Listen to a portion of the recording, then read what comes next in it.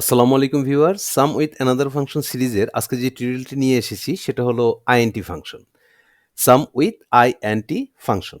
Int ফাংশনের কাজ হলো ভ্যালু ফাংশনের মতোই টেক্সট ফরম্যাটে যেই নাম্বারগুলো থাকবে প্রত্যেকটি নাম্বারকে কনভার্ট করে ভ্যালুতে রূপান্তরিত করা, মানে নাম্বারে নিয়ে আসা কনভার্ট করে। আচ্ছা, আমরা যদি দেখি যে এখানে যে নাম্বারগুলো আছে এগুলো টেক্সট ফরম্যাটে আছে। আমি যদি এখানে সাম করতে চাই, আমি সামকে কল করে রেঞ্জটা সিলেক্ট করে দিয়ে ব্র্যাকেট ক্লোজ এন্টার দিই, তাহলে আসবে 0। আচ্ছা, তবে আমি যদি আইএনটি ফাংশনকে কল করে, টেজার ফাংশনকে কল করে এখানে নাম্বার চাচ্ছে, আমি নাম্বার দিলাম, ক্লোজ এন্টার, ও চলে আসলো। আমি যদি ফিল হ্যান্ডেল করে নিচে নামাই তাহলে দেখা যাবে যে আমার যে টেক্সট ফরম্যাটগুলো ছিল সেই ফরম্যাটগুলো ভ্যালুতে কনভার্ট হয়ে গিয়েছে। এখন যদি আমি এখান থেকে এটা সাম নামাতে চাই টোটাল, তাহলে ২৩৫ আমি যোগফল নামাতে পারলাম।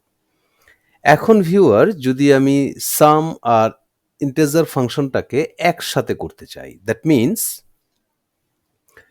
আমি প্রথমে কনভার্ট করে তারপর যোগফল নামিয়েছি, কিন্তু আমি এখানে চাচ্ছি কনভার্ট এবং যোগফল একসাথে হয়ে যাবে। তাহলে কি করব? আমি প্রথমে সামকে কল করব, তারপর আমি আইএনটিকে কল করব, করে নাম্বারের জায়গায় আমি রেঞ্জটা দিয়ে দিব, দিয়ে ব্র্যাকেট ক্লোজ করে দিলাম। এই রেঞ্জ থেকে কি করলো, এই টেক্সট ফরম্যাটে যে নাম্বারগুলো আছে এগুলোকে কনভার্ট করে নাম্বার ফরম্যাটে নিয়ে আসলো, ভ্যালুগুলোকে নাম্বার ফরম্যাটে নিয়ে আসলো। ওকে, আর সাম ফাংশন কি করলো, এই নাম্বার ফরম্যাটে চলে আসার পরে এগুলোর যোগফল দিয়ে দিল এই রেঞ্জ থেকে।